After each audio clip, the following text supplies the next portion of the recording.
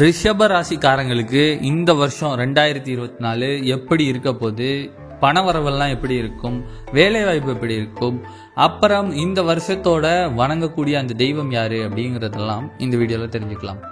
இந்த வருஷம் உங்களுக்கு 12ல குரு, 5ல கேது, 7ல புதன் சுக்கிரன் சேர்க்கை, 8ல சூரியன் செவ்வாய், 10ல சனி, 11ஆம் இடத்துல ராகு அப்படிங்கிற கிரக நிலை அமைப்பு காணப்படுது.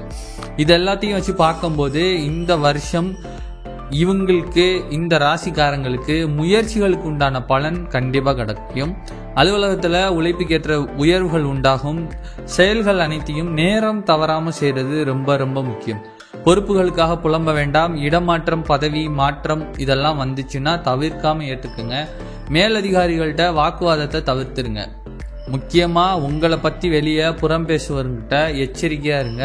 குடும்பத்துல ரொம்ப இனிமையான சூழ்நிலை உண்டாகும்.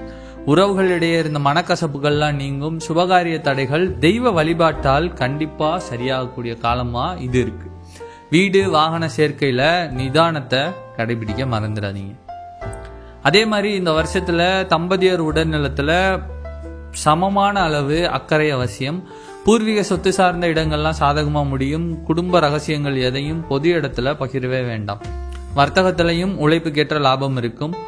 அரசாங்கத்தில் இருக்கவங்க உயரதிகார ஆதரவோட நல்ல விஷயங்களை நிதானமாகவும் நேர்மையாகவும் மட்டும் செய்ய முயற்சி பண்ணுங்க. எதிர்பாளரிடத்துல எல்லை வகுத்து பழகுங்க. சினிமா, மியூசிக் போன்ற கலைத்துறைகளில் இருப்பவங்களுக்கான வாய்ப்புகள் பழிக்கக்கூடிய காலமா இது இருக்கு. மாணவர்கள் சோம்பேறித்தனத்தை தவிர்க்கணும் அப்படிங்கிறதும் இந்த காலத்துல முக்கியமான ஒரு விஷயமா பார்க்கப்படுது. அயல்நாட்டு வர்த்தகம், ஒப்பந்த பத்திரங்கள், இது மாதிரி டாக்குமெண்ட்ஸ் எல்லாத்தையும் பாதுகாப்பா வச்சிருங்க. அரசியல் சார்ந்து இருக்கவங்களுக்கு நிதானமே நிலையான ஏற்றத்தை இந்த காலகட்டத்தில் தரும்.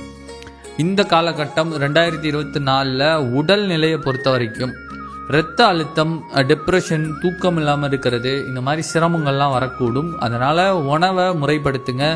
பயணம் பண்ணும்போது வித்த காட்டுற மாதிரி எந்த ஒரு விஷயத்தையும் செஞ்சிடாதீங்க. எப்போதுமே பெருமாள் வழிபாடு உங்களுக்கு பல பெருமைகளை ஏற்படுத்தி கொடுக்கும். இந்த வருஷம் வேற என்னென்ன விஷயங்கள்லாம் உங்களுக்கு நடக்குது அப்படிங்கிறத மறக்காம கமெண்ட்ல சொல்லுங்க.